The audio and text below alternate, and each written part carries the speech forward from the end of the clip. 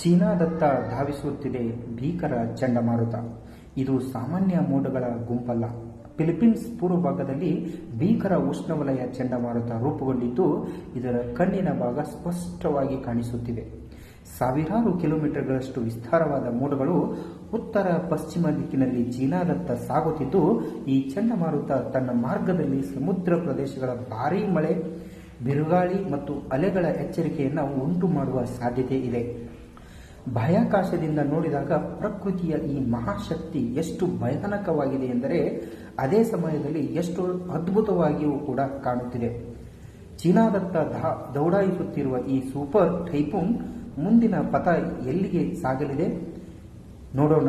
ನಮ್ಮ ಜೊತೆ ಇರಿ. ಧನ್ಯವಾದಗಳು.